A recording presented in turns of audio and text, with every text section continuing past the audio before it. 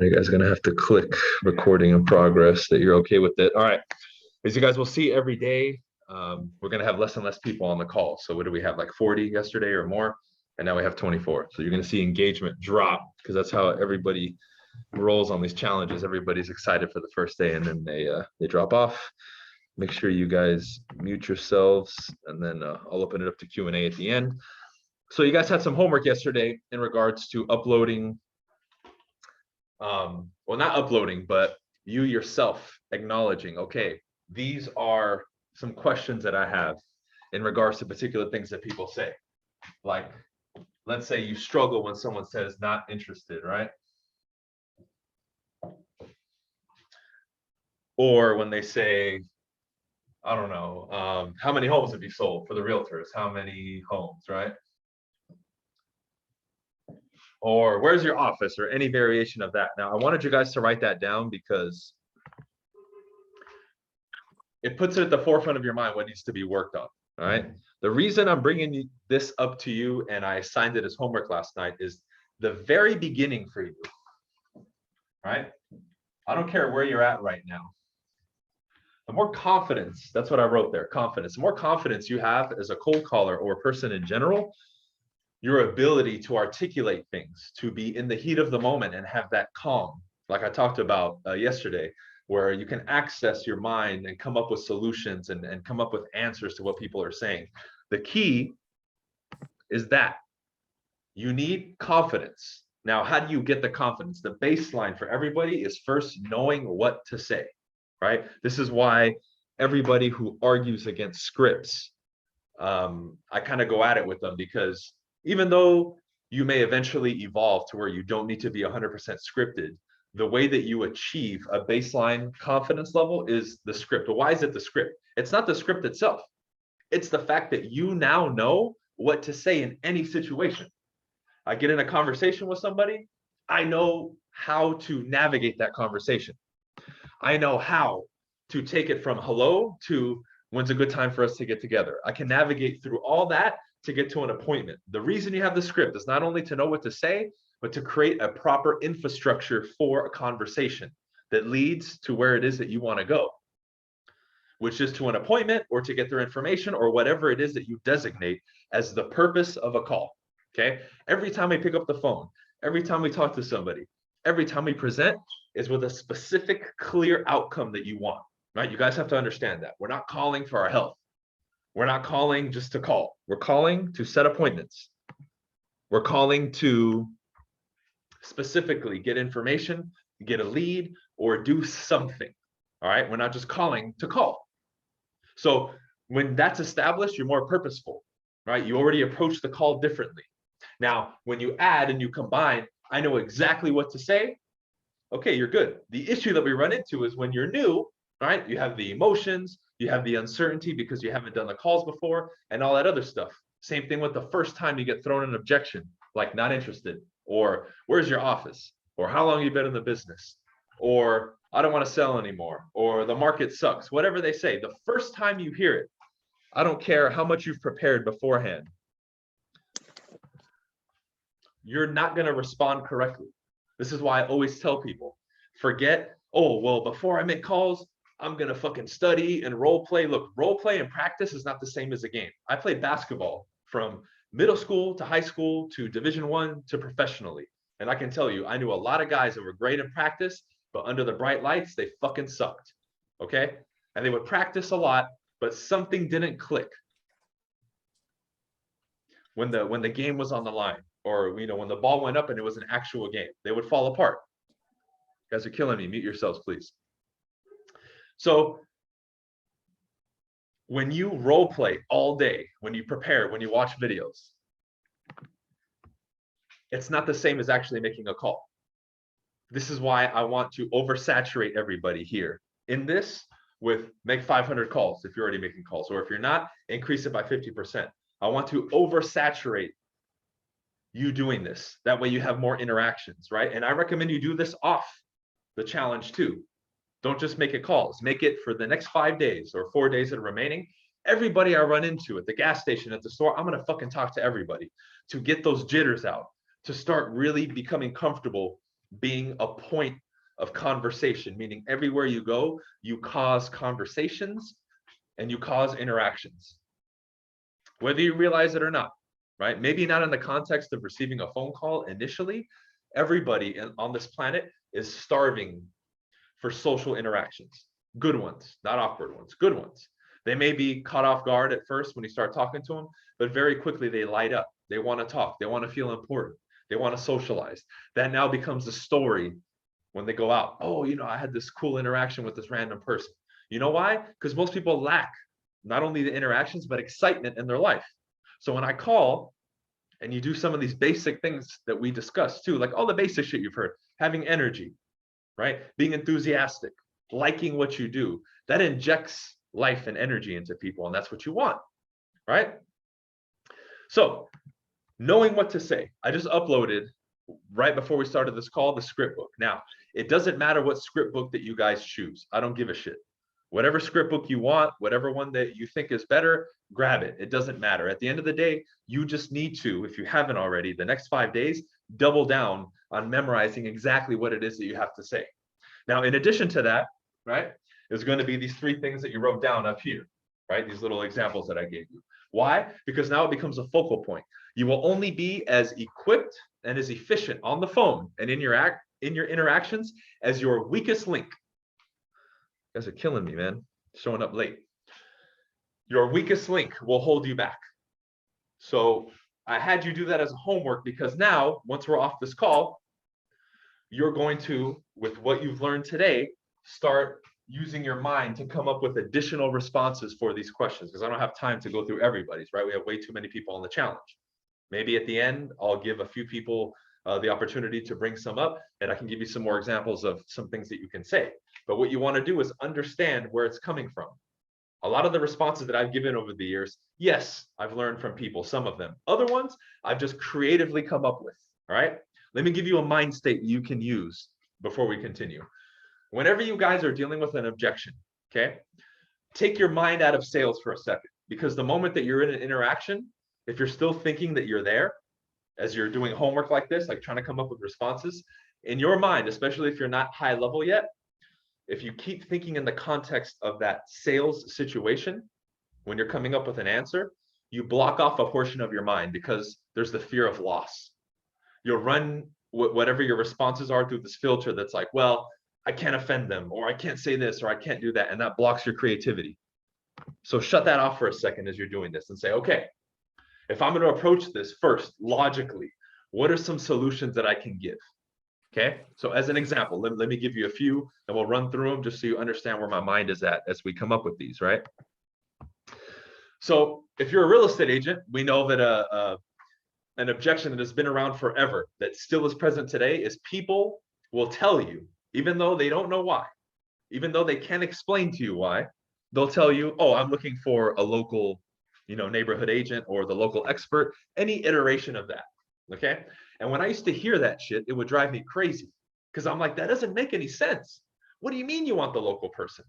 So I took my mind out of that and said, okay, even if I have zero information about this business and how it works, how can I put myself in the shoes of the customer and arrive to the conclusion that I want somebody that's local? So I did 2 things. I put myself in their shoes, and then I started doing research on my industry. And guess what I found out? Okay. What I found is, from doing research back in the day, if you worked for, I don't know, Century 21, Coldwell Banker, or whatever it is, right? And you were in a city, right? I used to live in LA. Let's use LA as an example. If I worked in LA at this office right here, and don't make fun of my drawing skills, I know they're very good. If I worked in this office and I, as a consumer, said, I want to sell my house, what would I have to do? I would have to call that office, or I would walk in and say, Century 21, me, Bryan, I want to sell my home. Now, where people mess up with the history of real estate is, for a time, if I took my business to that office, only that office and those agents could sell my home.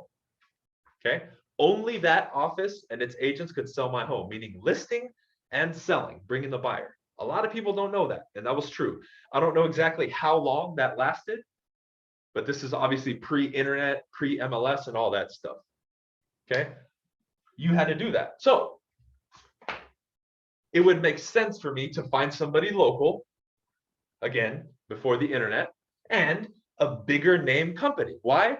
They're more likely to have more agents, and the more agents they have in that one company that's local, I'm increasing, as the homeowner, the odds of my home selling.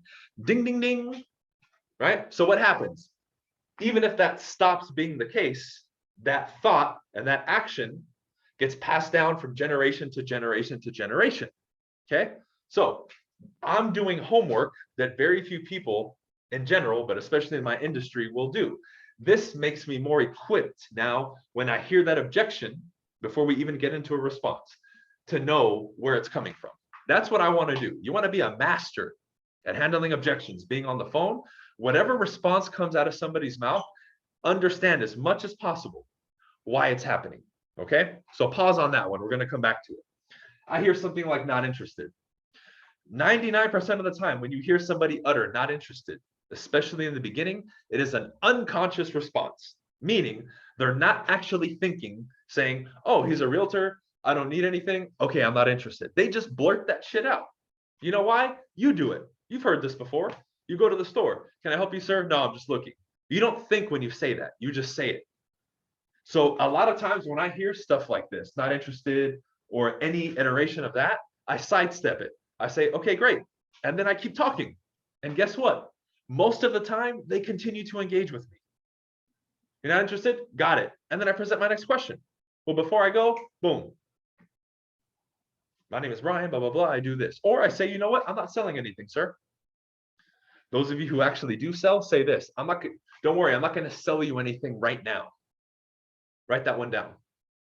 No worries, sir. I'm not going to sell you anything right now. And then roll right into your script. You guys want an extra powerful one? Right when you show up for a listing appointment, the realtors, or anyone else who sells anything, the moment you show up to the appointment, they come to your office or you show up at their house, say that when you introduce yourself, or right when you sit down and you start. Okay, let's get started. By the way, I'm not going to sell you guys anything right now, so you can relax. That releases the tension, okay? But when I say I'm not going to sell you anything right now, that's true. What am I doing? I'm calming that unconscious part of their mind that's throwing the not interested. I'm speaking directly to that.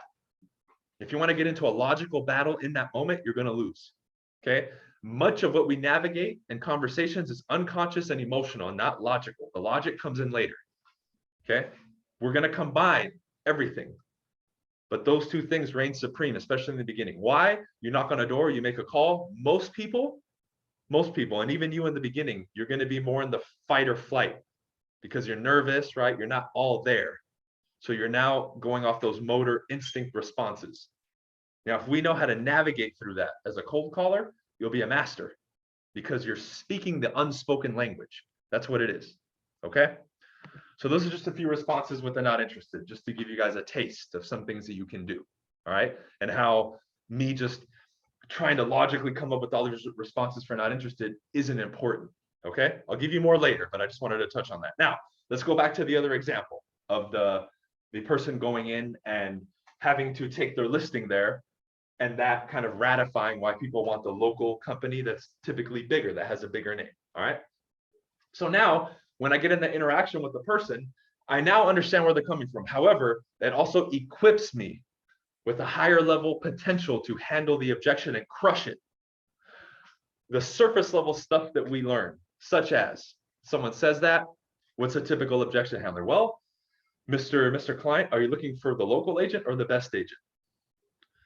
Okay, now compared to having no response, that's decent. However, you're not tearing that objection out from its root. That would be like you get a weed and you only trim the head of it off or the top. If you don't attack the root and rip it out, what's going to happen? The weed is going to continue coming out, which is why some of you, maybe who have a little bit more experience, you've thought that you've handled an objection, then later on it comes up again. And you're like, what the hell? I thought we talked about that. What's going on? That means you didn't rip the root out of the weed, okay? So when I have this better understanding, I can now devise more advanced responses that attack this thought process that they have at the root. This is what I want to do. Now, again, a lot of this we're not going to do on the initial cold call. You're not going to break out into some 5-minute speech at the beginning. because a part of this is the art form of giving just enough to continue the conversation and saving your big guns for when you're on the closing phone call, if that's what you do, or when you're at a meeting. Okay, you want to save your big guns. You don't want to just fire everything and be left with no ammo, which is what most people do. That's called front loading in sales, where you just talk and give everything. Like they say, I want a local agent. I'm on the phone, and then I go off into some 5-minute story about this. That would be front loading. I don't have to do it. I could even say something like, you know what, I'm glad you brought that up, Mr. Seller. However, I have a vital piece of information that I can share with you when we meet that's going to tell you where that line of thinking comes from and actually how today it can work against you. Would you want to know that? Of course they're going to say yes. They're going to be like, well, what do you mean? We'll save that for later. Let's first see if we're a good fit for each other and if we should work together. Anyways, right? So what did I do? I just set that up. Now, later lectures and this challenge, I'll break stuff like that down specifically and tell you why I say things a certain way, okay? But you do not want to front load. I want this information so that when I sit with them, number one, I understand the line of thinking. Number two, now in the moment, I don't get thrown off like, uh-oh, what do I say? I know exactly what I need to say. And emotionally, I keep my calm and my poise because I know where it's coming from. Your mind will say, oh, they brought up local agent. I know the answer. No worries. Right? Another thing you can say in that moment, I want a local agent. I'm glad you brought that up, Mr. Client. Do you know why everyone wants the local agent? And they'll say, well, you know, yeah, so the person who knows the area. I mean, beyond it, do you know where all of that started? Do you know where the whole, because it used to be required. I don't know if you knew, you can say that, right? Or you could say, do you know where that line of thinking originated? That's what I'm asking you. And they might tell you yes or no. If they say yes, say, okay, great. Where did you hear it? Or what do you know? And let them tell you. I want them to explain. I'm not going to explain. But if they say no, now I can give them a little piece. But what does that do? I just completely reframed the conversation. A lot of these questions and objection handlers, the whole goal, write that down, is to reframe it. Originally, it was, I don't want to talk to you. I want a local agent. And if you're not a local agent, you're not going to win that battle. But by presenting this new information, a new line of questioning, I'm reframing the conversation and putting myself in a position to where now I've dictated, that's the word, the framework of the conversation. Now it's not me handling an objection anymore. It's me educating them on that line of thinking. Now I'm not handling an objection anymore. I'm just having a conversation. And from there, it's easier for me to move forward versus playing over here where it's, I need to fight and handle the objection. Okay, you guys following me? This is, in a sense, if we're gonna look at somebody who doesn't even know the script yet, this can be a little bit more advanced, but it's okay because I want to sprinkle in a little bit of everything. I don't know who all we have in the group. I don't know the level of proficiency of everybody, but I want to make sure I'm at least touching different levels at different times so people understand this stuff, okay? Because I see it as a dance and an art form when you're cold calling, right? It's back and forth, but I want to keep it under control. Right? If we're tossing a ball, you want to do it softly. You don't want to get it to where you're fucking throwing it at each other super hard. Because if it's dodgeball, you're going to be out pretty soon, right? So if we're going to go back for a second to, I need to know what to say. That means the scripts or whatever you guys are going to use, the baseline questioning that you would ask to dictate the conversation has to be number one. You can say your questions. Every question that would come out of your mouth in a conversation, you have to know. That's the first line of order, okay? Number two, you want to memorize and know not only the objections, the common objections in your industry, but also at least one good response for it, okay? Level 3 would be 3 to 4 or more responses for each one. Okay? If you can do that, I know my scripts inside and out. I know the objections I'm going to get, and they don't change. It's all the same shit, right? And I have one memorized response for it. That's level 2. Now, if you get to the other one where you know at least 3 or 4 or more, right? It's infinite how many you can know. And later on, I'll teach you how to kind of tie different things into it. But if you know 3 or 4 responses for every objection, you know what objections you're going to get, and you know your scripts. If we have a sliding scale of confidence, 1 being down here, you can't see it because of the mic, but 10 being like right here where the top of my marker is, you're at least going to be halfway there already. Why? Many of you hesitate to make cold calls and door knock and present and put yourself out there because you don't feel proficient, right? You will never do something that internally you haven't clicked yet and said, I can do this. Now, there's the mindset aspect of it, but there's also the technical aspect of it. And the technical, simple part is this. You need to memorize. That just takes time. I get questions, oh, how do you memorize it? You just fucking memorize it. You spend time. Some of you, if you're like me, it's a little bit easier for me to memorize stuff. My memory is more, what do they call it, photographic or whatever, so I can pick up on things a little bit quicker. However, when I compared myself as a new agent to everybody else, even with that advantage, I still spent more time memorizing my scripts than anybody else by far. Even if you're going to say, well, naturally, that part came easier to you, I still put in more work than everybody else. How many of you are actually memorizing your fucking scripts more than an hour a day? I did minimum an hour a day, every day, even the days that I didn't work. And I'm talking like, I would wake up and rehearse them. I would keep little index cards of the lines that I didn't know yet to look at all the time. I carried my script book with me 24/7. I recorded my scripts in the beginning, right? Back then I still use CDs, but now you can put it on your phone. And I would listen to it in my car of me repeating the scripts over and over. That level of fucking obsession. That's what it's going to take for you to master cold calling and this type of stuff, is that level of obsession. If you're not willing to do that, good luck. Because anything that you want to become extremely proficient at, top 5%, top 1%, it takes that level of fucking dedication, dude. So much so that years later, even though I don't look at the scripts every day anymore, I can be in the middle of a role play, and when somebody gets stuck, the line fires out of my mouth exactly what they need to say next. Because that shit is so ingrained into my brain, my subconscious mind, and my neurology that I will never forget it, right? And no one else dedicates themselves to that level with this stuff. So these first 3, the questions, the objections, and at least 1 response, if not 3 to 4, you need to put pen to paper as often as possible every day, and you need to memorize it and spend at least an hour a day. Start that habit now and carry it with you through the end of the challenge. And in a month or 2, you will be miles ahead of your competition, and you'll be a completely different person. Because when you have this down, even just the first 2, approaching a phone call and a door knock and a presentation is different. You may not be, I'm on TV confident, Superman confidence, but you'll at least be like, you know what? Let's do this. I carried blank contracts, listing and buyer contracts with me at all times, which I recommend all of you do, to further instill this confidence, right? But because I knew these things, I said, dude, if I come across somebody who's ready, I may not be a rock star yet, but I know my stuff. If they have an objection, I have the answer. I know what questions I need to ask. We need to start there. Because if we start scripting and going over, language patterns and all that, and you don't even know what to say, we're 10 steps ahead of where we need to be. And even if you're on here saying, I know my scripts, do you?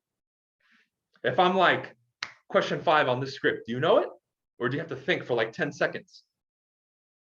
I'm talking that level of proficiency. You're like, okay, this script has 12 questions, this one has 11. Like, you even know that. That's the level of proficiency that I'm talking about. Because you can't humanize the script and make the edits, which we'll cover later this week, until you have it by the book memorized. Like the presentation, even if you don't use it word for word, if I tell you, do it word for word, 100% correct, you can still do it. That's, again, the level of proficiency that I'm talking about here, with absolute confidence and certainty and just spot on delivery. You can do it word for word. Cool. Now you can join the club of knowing this stuff. Now, when you can do that, it's safe to say, if you have a reference of not being able to do that versus now you can, you know how much that bumped up your confidence. Because for a lot of people, confidence and certainty is like this esoteric subject to them. There's a mindset aspect of it, absolutely, but there's this technical side, and this is the beginning for anybody. Anybody who told you otherwise is bullshitting you. This is what you have to do. How can somebody who comes into any sales industry not know what to say and have answers for customer questions and be confident? Why do you think I've been telling people for years, stop fucking paying for leads if you can't do this? You can't skip the hard work. How are you going to learn? I give you $10,000 to dump into marketing. Your phone rings. Hey, I saw your ad. I want to sell my house. What's your commission and how much can you sell it for? You better be ready for that. Can you handle that and navigate that conversation? Or are they going to hang up on you and move on to the next one? You just wasted money. So the homework for everybody, again, even if you know it, is to study those scripts, right? Now, once you get to level 2, the next level is having 3, 4, 5 responses for everything, which is ultimately a level that everybody wants to get to. Why? When you do that, it allows you to do what's called looping. When you loop, you can always come back until the second, third, or fourth time it takes to knock that objection off, all right? So this is what happens typically. Somebody gets an objection. I don't like your commission, lower your commission, anything like that. The first mistake that people make, and this is what you have to do, right? You isolate. I know we're a little ahead here at a presentation, but a lot of this is applicable to calls too, right? I'll always tie it in for you. They don't isolate, right? So let's say even I'm on a phone call, if we're going to use something separate and someone says, I want to meet with you, Brian. However, I need to talk to my wife. You need to isolate that.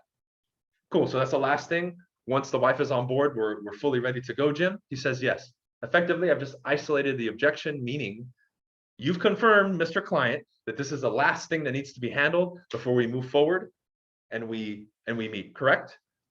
I'll say something else. I'll say, great. So it sounds like you're on board. You already want to meet with me. Is that right? I'm getting agreement. He's going to say yes. Great. Then let's do this. Let's do this. Great transition words that you can use. Let's do this. Okay. Again, just to reiterate, Jim, you said if your wife says yes, you're good to go already, right? When are you guys normally available, both of you?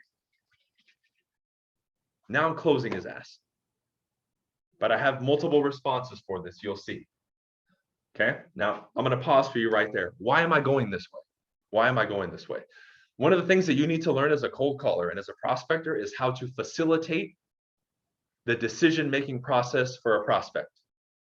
I just had somebody tell me they're interested. They want to meet with me. They just have to check with their wife. Totally valid. How can I make it easier? I'm not going to let them off the hook. He wants to meet with me. If I end that call without setting an appointment, I didn't do my job.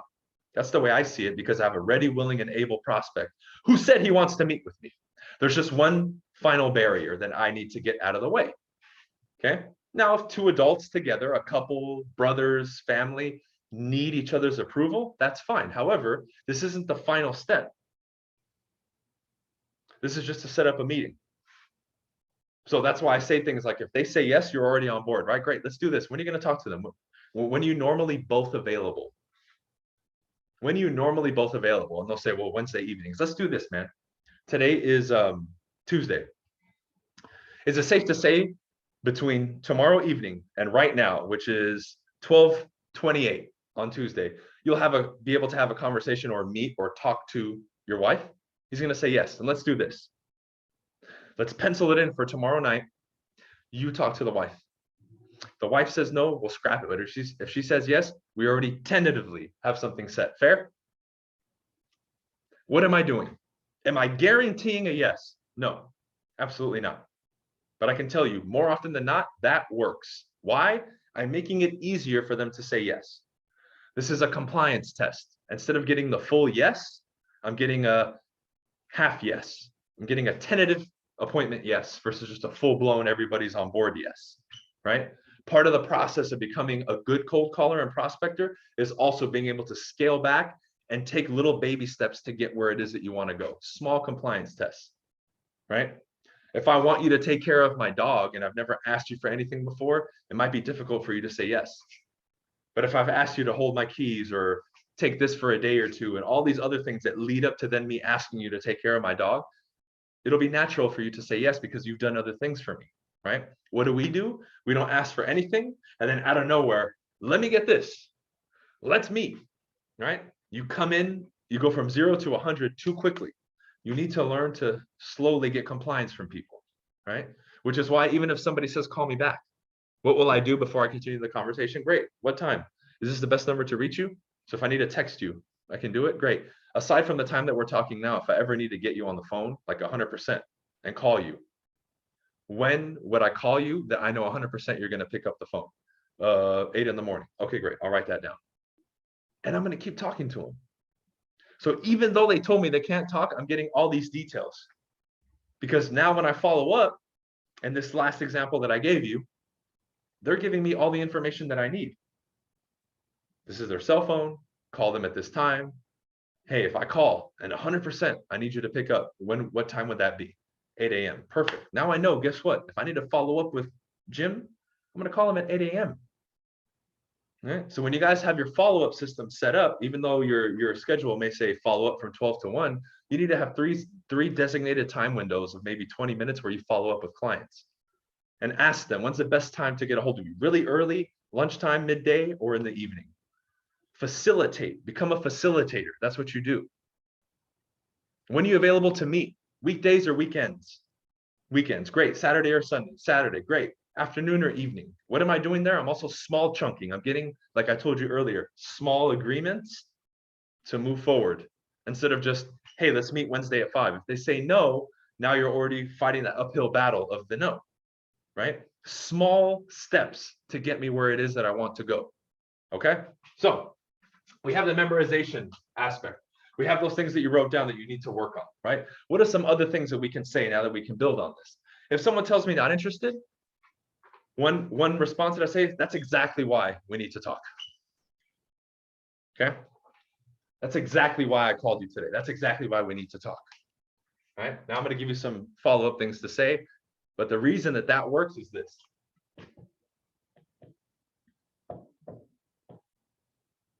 Many of you have heard this. It's from NLP. It's called a pattern interrupt, right? If you're walking along, right, on the street, and then suddenly somebody yells at you, or somebody honks the horn, or there's a car accident, or anything like that, a helicopter goes by, you are in this pattern, and those things will get you to look, you'll hear it. That's a pattern interrupt. It interrupts your pattern. If I'm talking to you like this, and one of you just unmutes themselves and yells, that's a pattern interrupt, because I'm lecturing and then something out of the blue comes up. A pattern interrupt can be also in a conversational flow, me giving a response or saying something that is out of the ordinary. That's also a pattern interrupt. Because when someone says not interested, what do people normally do? Okay, thank you for your time, bye. That would be the typical pattern. I want to interrupt that pattern. Now, what I say after that, when I say, that's exactly why I called you today. That's exactly why we need to talk. Many ways you can go. I can say that and then just continue if I want, which is an option. Another one, because they're going to say, well, what do you mean? You can say, half the clients I worked with last year initially told me they weren't interested. So look, I'll make it fair. I have 2 or 3 questions for you and then I'll leave. Or I have 2 or 3 questions for you and I'll let you go. I'll be quick. Now the odds of them continuing that conversation skyrocket versus you trying to fight not interested or come up with some crazy response. I want to interrupt their pattern of thought, pattern of action as much as possible. And sometimes that requires shock and awe. A shock and awe moment is, that's exactly why I showed up today. Now, many of you might have heard that and you might think, oh, that's corny. No, it's not. You know why? Because it's effective. Now, if you say it and you think it's corny, it's not going to work. But if you say it with some it's going to work. I can literally fucking say anything to people and they pay attention and they respond. Why? Because ultimately it's your delivery. It's your delivery. Once your delivery gets to that point, which first starts with this, then you have the freedom to do whatever you want. You'll still follow structure. I know you will, because all top level people do. But you'll have the freedom because you know how to deliver things in a certain way. If I look at any of you to your face and say, as an example, fuck you, with an aggressive tone, and I look serious, you're going to take it as an insult. If I go, ha, fuck you, man, and I smile, it's taken very lightheartedly. Why? Same words, different delivery, different result, different response, different interpretation, right? Follow me here. This is the pattern interrupt. This is the pattern interrupt and the essence of it. Okay? Me acknowledging not interested and sidestepping it and continuing my script. That's a pattern interrupt, right? Now, why would I do that and why would it work? Remember what I told you earlier. Not interested in many cases is an unconscious response. So if somebody gives me an unconscious response and I sidestep it and I don't even really acknowledge it and I keep going, it's like you ushered it and let it go through and you can continue now. Versus somebody logically sitting there and telling you something, because then they're going to say, what the hell, dude? I asked you a question or this and that, right? Next thing. Anytime somebody asks you a question, objection, especially on the phone. How many homes? Why are you calling me? Blah, blah, blah. This is your response now. I'd write this one down too, and you can listen to it on the recording. It's a great question. Let me ask you this first, and then ask the first question on your script. And watch how you just swept that one away. Very rarely is somebody going to come back and ask you that first one. Now, if you're really a rock star, let me ask you this first. You'll ask a couple questions and you'll go back and answer that question for them. I do that sometimes. Oh, by the way, you said how many homes I've sold. After we set up a meeting, I'll go ahead and email you everything and then continue your script. Now I just answered it for them, right? But that's more advanced. If you don't know that yet, you can wait and kind of keep that on your board as like a goal of something you can aspire to do, right? Damn, it's already been 40 minutes, Jesus. So that's the line. Great, that's a great question. Let me ask you this first and go, right? If they say how many homes, why are you calling me, what's your company, whatever they ask you in the beginning, okay? Because I want to give you guys a few tools to just blow past this stuff. Initially, when you call, the first hurdle is that, getting past what's called initial resistance, which everybody gives you. Why? You're calling somebody, you're knocking on the door, you're interrupting their pattern.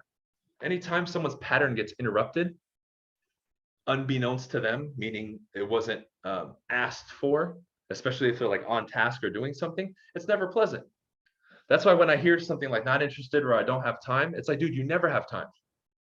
So when somebody tells me I don't have time, I say, we never have time, do we? And then I keep going. Oh, I'm not interested. Now? Never? When? You're not interested now? When are you going to be? See, I'm just throwing random responses now, which I recommend after you guys get comfortable, you play around with it, because then you'll see it doesn't matter what you say. It's how you say it. So when I hear, again, I don't have time, we never have time. Logically, I know that. So why would I exit the conversation? Not interested. Think logically. You haven't even heard my name, what I have to offer. How do you know you're not interested? That's what my mind is saying. That's why I stick in there, right? What I told you in the beginning is key. You have to think through these things. Just like you wrote down those 3 objections that stall you the most, think, use this and say, where is it coming from? And then how can I devise some responses? And remember, they always have to be question-based. You either make a remark and present the next question, or you answer their question with a question. Because as cliche as it is, and everybody knows this, the one who asks questions is the one who's in control. That's exactly what you have to do. And you know how you make it better? You ask more efficient questions, better questions, more powerful questions. That's how you do it. Always lead with questions. Whenever you're done saying something, as like a safety net, always ask another question. So I'm either going to answer somebody's question with a question, or answer their question and then present the next question.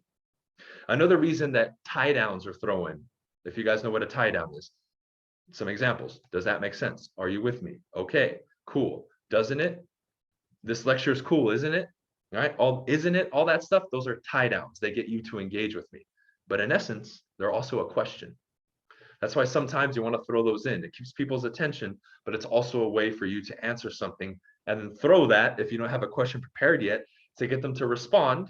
And once they respond, that gives you time to come up with the next question and continue the conversation. Because 2 dynamics are happening all the time. I don't know if you guys can see this. Boom, right? They have their dynamic, which is where they want to take the conversation, and then you, where you want to take it. You take it from, if we're going to go beginning to end, hello to appointment. They want to take it from hello to hanging up. And one of you is going to win. The one who's in control more, aka the one who's asking questions, is the one who's going to dictate that at the end of the day. Why? How many of you have ever gotten caught up where the prospect asks you a question, then you get stuck with them asking questions and you just answering, and then 30 seconds or a minute later, you're off the phone, they're done with you, they qualified you out, or it just doesn't end the way that you want. Why? They don't know where to take it. In their mind, they don't know how to properly qualify you. What do they ask? How old are you? How long have you been in the business? How many homes have you sold? Where's your office? The questions that they believe are the proper ones to qualify you, which we all know are incorrect. So if you allow that, you're going to allow that person to talk themselves out of the sale. Okay? This is where when you hear things like the customer is always right, you need to really think about it. Is the customer always right? If they don't know what they're doing, what they're talking about, how can they possibly be right in this scenario? You see?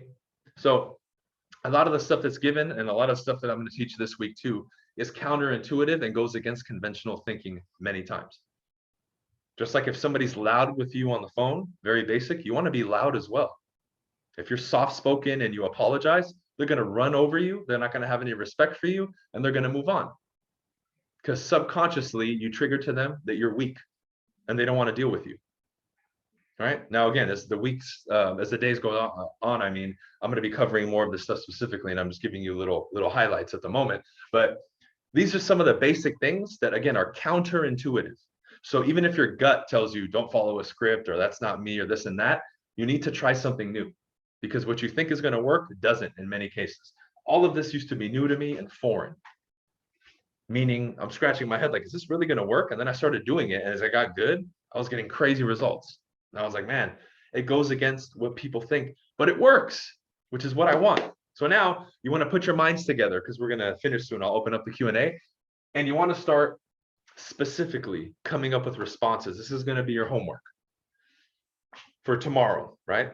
Come up with some responses for these objections or stalls, whatever it is that bother you a little bit, okay? Because what I'm going to have you do is, by the end of tonight, I'm going to have you pick one of those stalls or objections and give a few of the responses that you came up with, right? Because then I can go in there, we can have a dialogue, and I can take a look. Other people can learn from it. And again, there's no right or wrong answers here.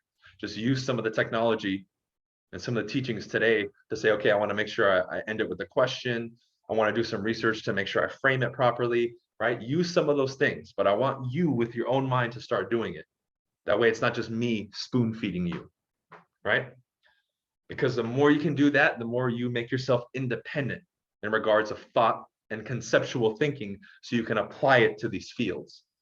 You want to get to the point where a lot of the material that you get, you assimilate, but then you now manifest it and use it your own way. And it has that personal touch to it and spin. This is why originally I started experimenting, like that local agent example that I gave you. I didn't hear that from anybody. I didn't learn it. I applied my own thinking to devise it. And I have a million, right? Anybody who's here, who's part of the team or my coaching knows I've given a ton of stuff way more in detail in regards to that stuff, but that was here. I didn't get that from a book. I got some general concepts from the book, ran it through here, assimilated it into my mind. Then with that technology, I use my own process now to create something new. That's what you have to do. This is how you ultimately personalize these things. So you're not just repeating what I said or what the next guy said, because then you're just a carbon copy of them and you're not as effective. You need to put in your own thinking and creativity into it, because then now it becomes your own way, because everybody's different here, right? Naturally, we're all going to be different from a personality standpoint. Maybe I'm a lot more blunt than some of you. That's fine. But with your own way and your own technique and your own creativity, you can come up with responses that for you are more dear to you. That's more your style. You can take something that I teach as an example and bring it through and assimilate it into your style and make the small tweaks even that make it you and uniquely you. That's what you want. That's ultimately when you get to a higher level of sales. You can apply what all the top dogs or teachers that you've designated in your life have taught you, but in your own way. So we can listen and be like, oh yeah, that's that technique, but good job. You did it your own way. You didn't just fucking copy what I said. You made it even better. You made it yours, right? Now you have something unique. This is why I can get on the phone with the prospect, and the conversation that we have stands out to them. At the very least, whether they do business with me or not, or talk to 20 other people or 10, they'll remember me. They always do, because I bring things to the table, speak a certain way, or bring up relevant topics that they've heard from other agents in such a different and unique way that it sticks, right? But again, that requires your process. That requires you putting pen to paper and doing these things. Not just me giving you 20 examples. Like I gave you some for not interested in that stuff, and those are great. You can use them, but what are you going to do now? How are you going to evolve it? How are you going to change it? Okay. So what I want to do now is open it up for like 5 or 10 minutes of Q&A. If you guys have questions, it could be related, non-related. It's completely up to you. Okay. Go ahead, unmute yourselves, type, whatever you prefer.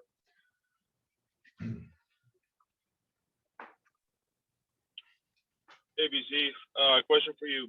So when we call and people ask us, or basically they said the wrong number, I mean, we get a lot of them, but I do want to be able to hook those clients because that's still a person on the phone. What's the best way to go around that? Great question, man. When someone says wrong number, I'm like, oh, I'm so sorry, right? Since I have you, then ask them whatever you want to ask them. Since I have you, do you know anyone who's looking to buy or sell? No, I don't know anybody. Okay, cool. I just turned that into a contact. Whatever it is that you're pitching, selling, promoting, apologize because, you know, it's genuine. Hey, you know what? I messed up. Sorry. My bad. Didn't mean to bother you. By the way, since I have you, who do you know that wants to buy or sell? Who do you know who's interested in blah, blah, blah, right? By the way, I'm a car salesman. You know anyone looking to buy a car? Throw your shot. At that point, it's a Hail Mary anyway, because it's a wrong number. So as long as you acknowledge it and ask them, you're at least turning it into a contact. And that's all you can really do.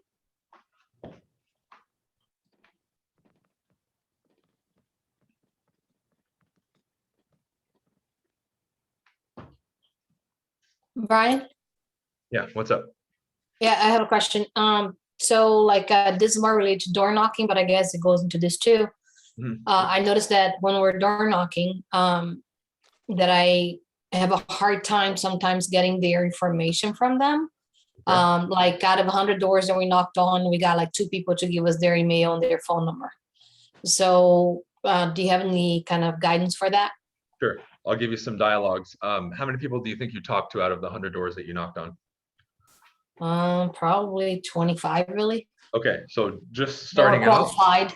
Yeah. 20, 25, if you got 2 people's information, that's not bad at all. Okay, so Okay. that's already a good baseline, because when I started, I would struggle to get that too. And I already felt like I was pretty decent. So don't look at that and say, oh man, like we're really bad.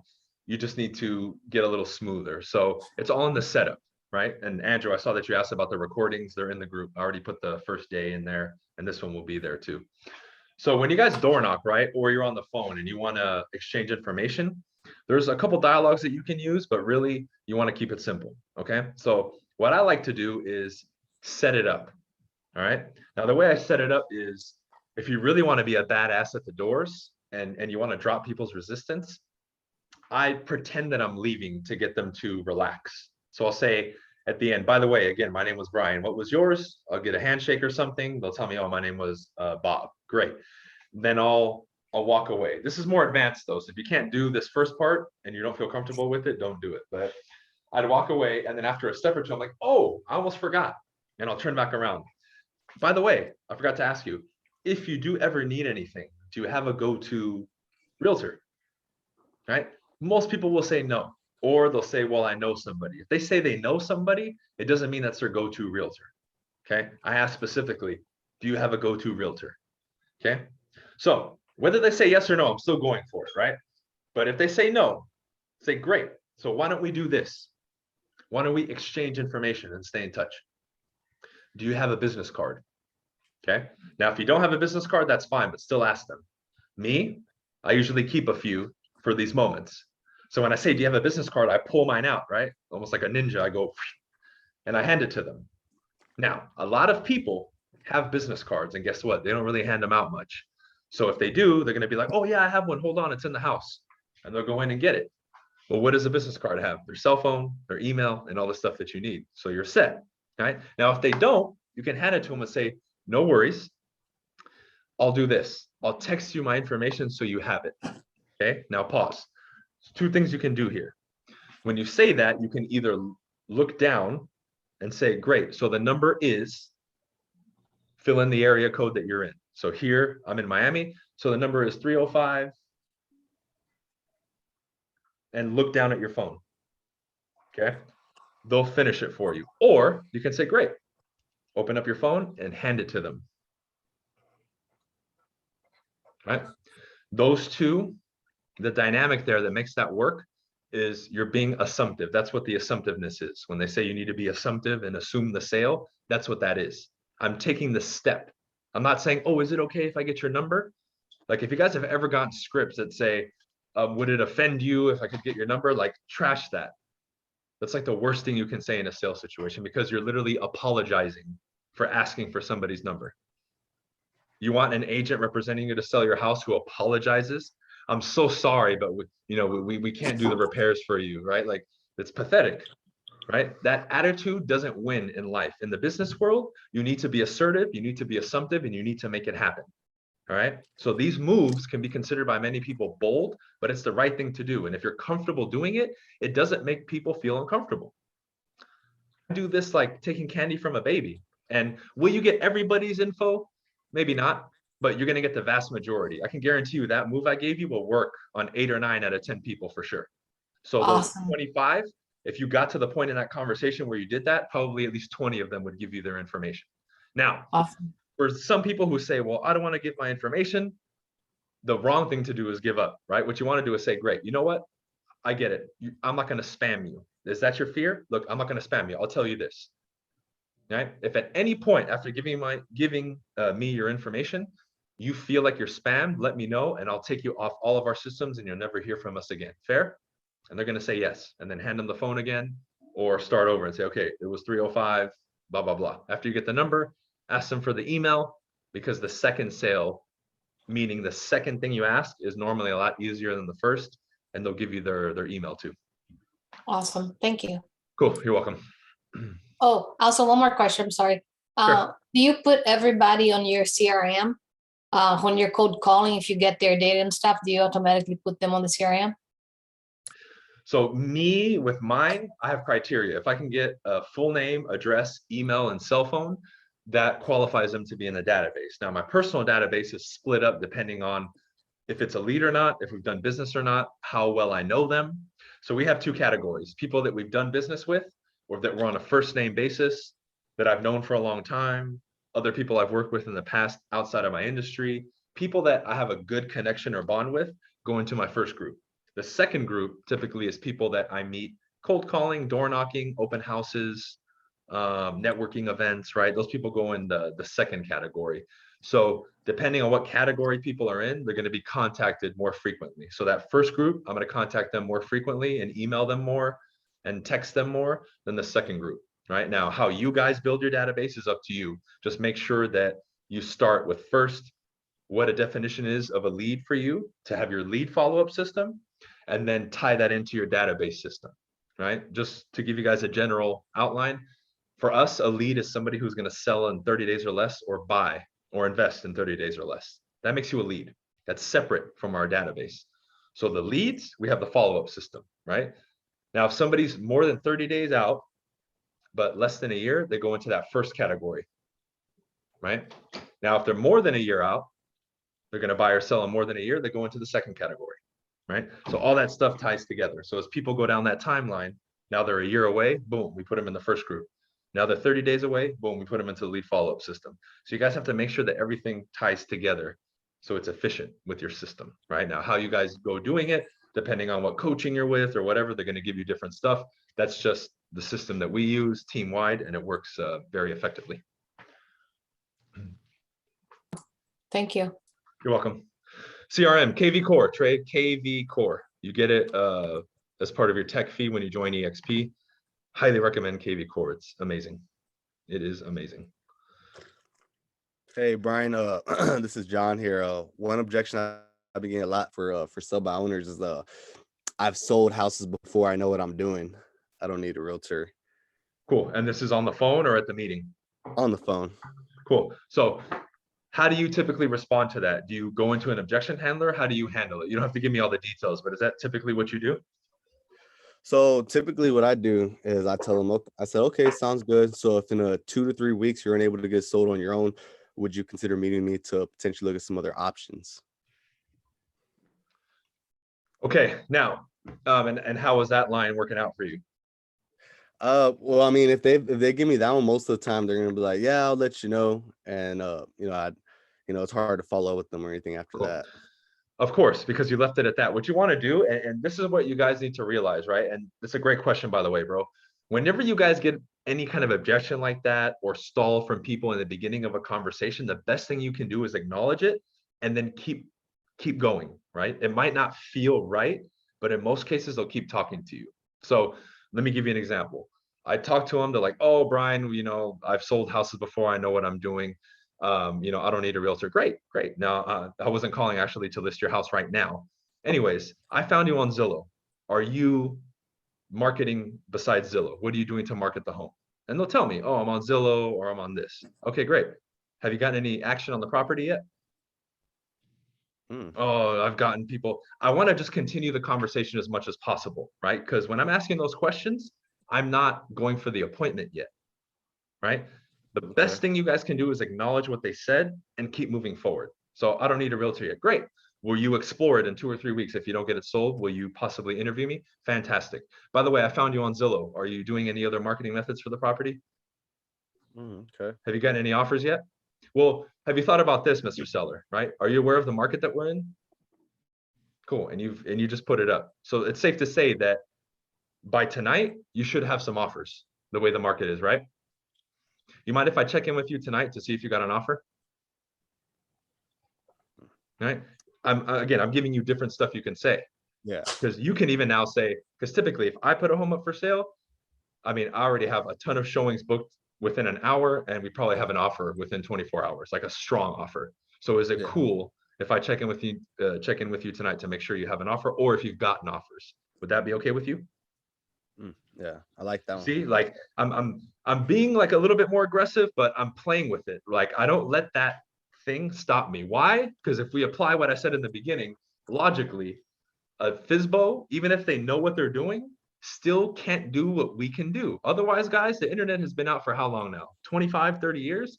Our asses would have been long gone if we weren't worth the money, right?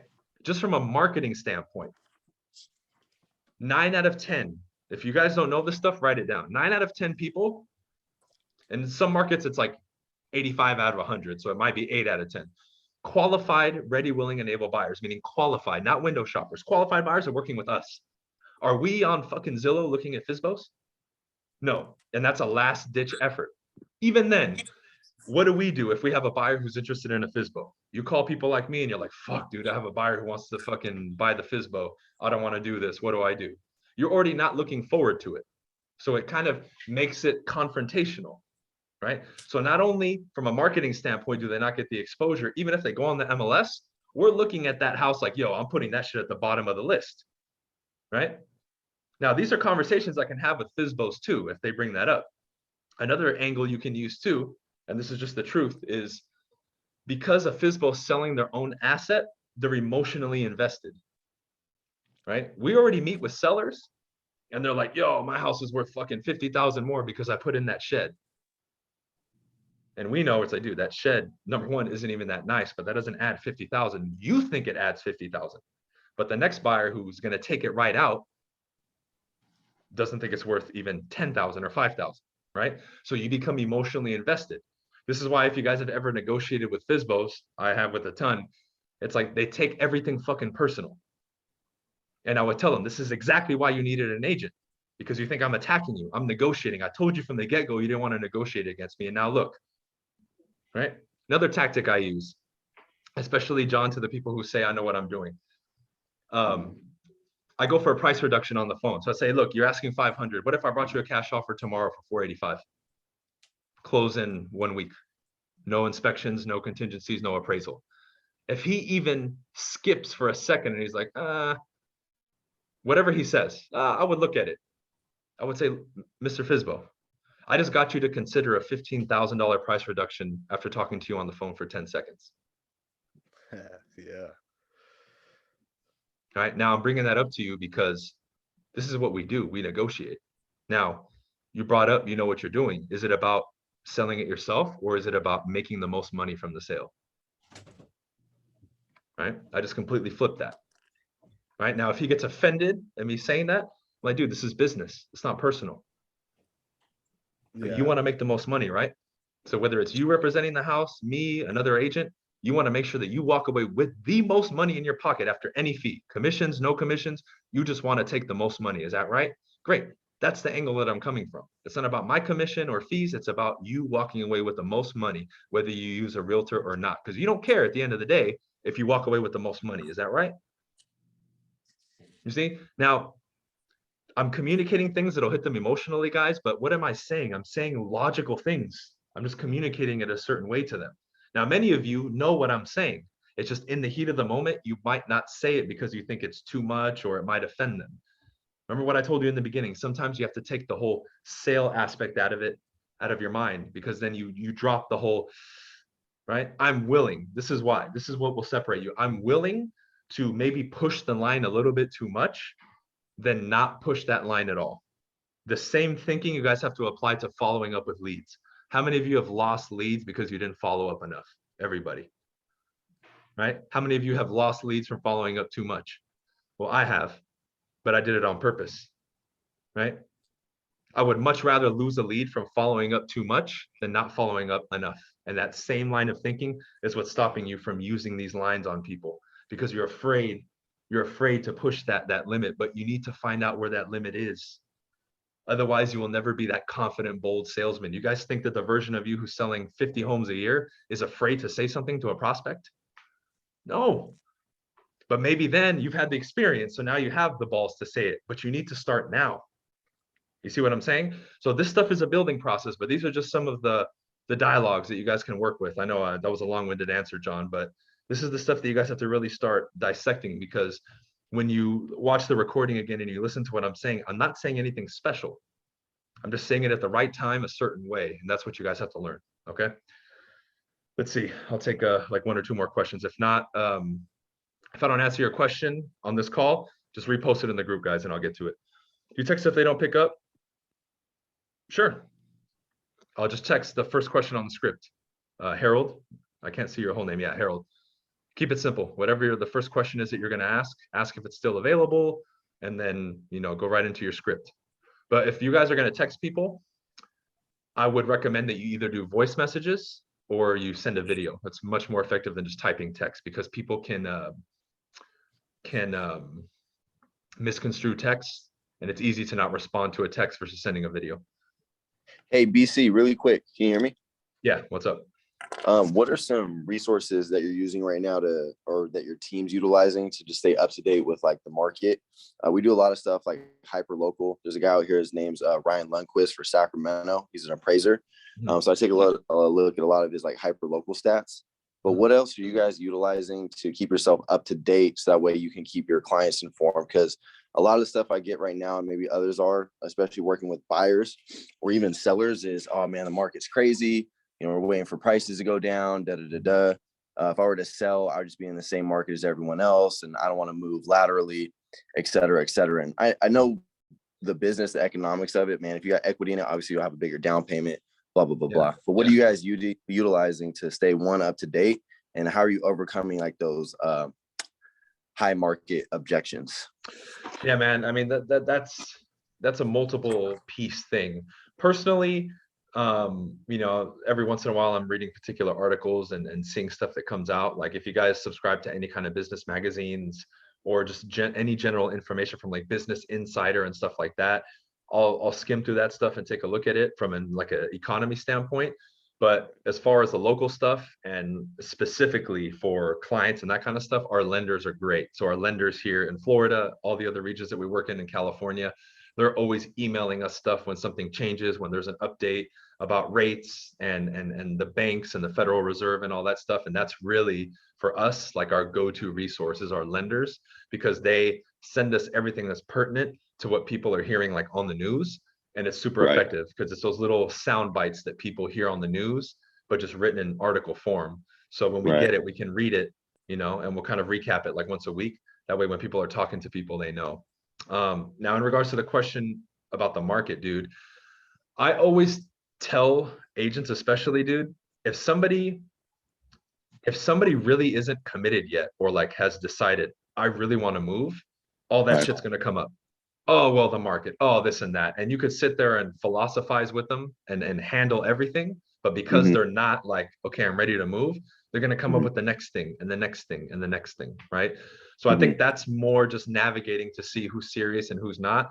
And I think you mentioned you've been in the business a little bit longer now. As you get more years under your belt, you're going to be able to just slice through to know who's ready and who's not. I would just recommend have some conversations with them, bro. But if they keep giving you the same stuff and walking you in circles, they're just not ready yet, right? So keep them at a distance. Don't let them go. Keep them at a distance and check in with them, but don't try to sit there and wrestle with them, right? Because I've done that, bro. I've been on the phone with people for an hour or two, and then it doesn't get anywhere. And I hang up and I'm like, why the fuck did I just waste my time? Right. So really find that pain and pleasure with them and see if they are motivated. And if they are, then I can utilize, if that objection does come up, I can like make it logical to them based on their situation. But if they're not at that motivational point to pull the trigger regardless, like how you said, decipher in between there through the conversation. If they are, pursue it. If not, use the CRM to drip on them and follow up. Yeah, because I tell people all the time, and this is like a little snippet I use that you guys can use too. I say, look, we have two things we have to navigate, Mr. Client, your expectations and what you want to do and your motivation, and then the market conditions, right? And what the market says. And I tell them, just so you know, straight up, they're never both going to be perfect. You're never going to have exactly the right moment, perfect time, like in the fucking movies, and then the market conditions are perfect and exactly what you want. Right? We're going to have to make some sort of compromise, just like a first-time home buyer can come in with 30 things on their for sure list. I need all of these. It's going to be a 1 in a million to find that house. Some compromise has to be made, right? Mhm. And that's what I present to people. It's like, look, it's never going to be perfect. Anybody Right. selling you that dream is just blowing smoke up your ass, right? So we need to figure out between me and you, what are you willing to compromise in order to remedy the situation and move forward? Or are there so many compromises in your situation that we have to wait? That's what we have to figure out. Gotcha. Now, if we attack that conversation, it's about that. And we can get more into detail, but really all that really is going to do is give me their motivation, you know? Got you. Appreciate it, my man. Thank you. Yeah, of course. Cool. All right, guys, I'm going to end it here since we went way over. But if I missed your question, post it in the group and I'll either make a video or I will answer it personally for you. Okay.